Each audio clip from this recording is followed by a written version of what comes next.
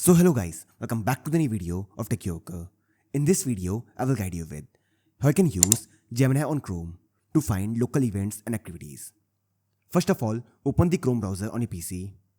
Now here click on Ask Gemini. Now here type a prompt.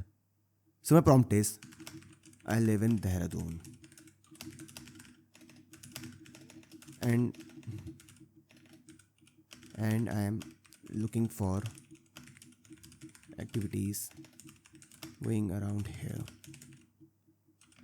Basically, a concert or any other event I can go to.